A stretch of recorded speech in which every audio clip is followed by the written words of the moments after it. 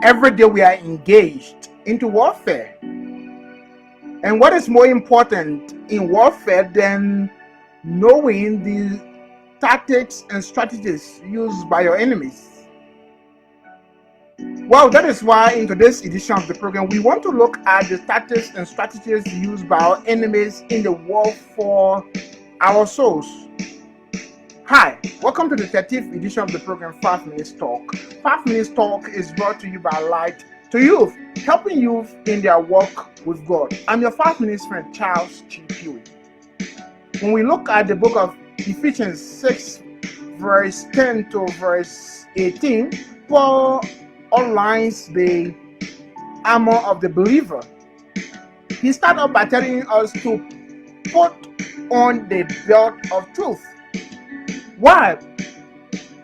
Because when we look in the camp of the enemy, their number one, their first tactics, their first strategy is deception. They use deception to get us down. So we are to put on the belt of truth so that we can hold our Christian life together and defend ourselves against the deception of our enemies. Remember, Jesus Christ called the devil the father of all liars. Yes, that is the devil. So living a Christian life is also being able to overcome the deception of this world. We should be able to overcome the deception of this world regarding money, regarding sex, regarding power. That is why John calls in 1 John chapter 2 verse 16 the lust of the flesh, the lust of the eyes, the pride of life. We have to overcome these three areas. These are the three main areas. We have to exercise a high level of self-control. And we can only do that like Joshua did. He told the people, as for me and my household, we will serve the Lord. That means he was willing to give up everything and anything. The money. He was able to control his sex life. He was able to control his pride. He was not somebody who was like, okay, if these people go, who would I control again? No. He was willing to let them go for the sake of the truth. In fact, that is what I tell people, to stand for the truth, to have our life in alignment with God's truth. We should be willing to stand alone.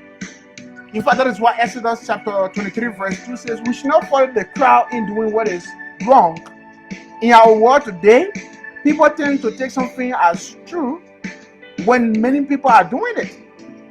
But that is not the case. Not because many people are doing something, so that thing must be true or must be right. No, not at all.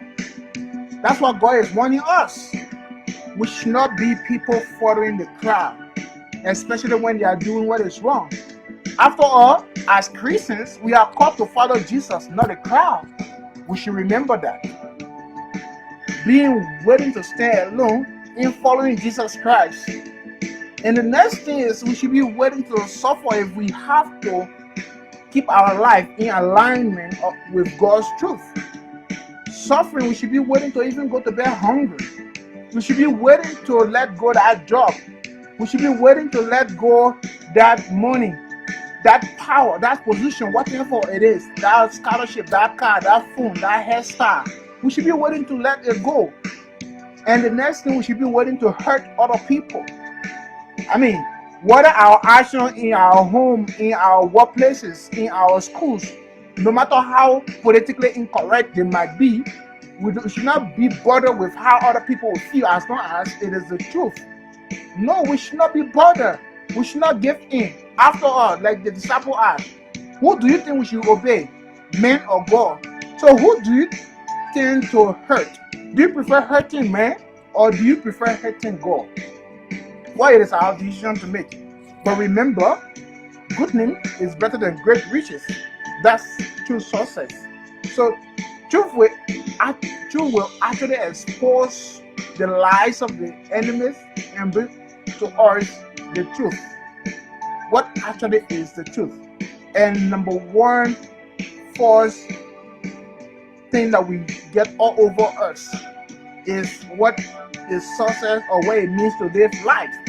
So knowing God's truth, we will know what is life and what it means to live life, what it means to enjoy life, and what it means to be successful in life.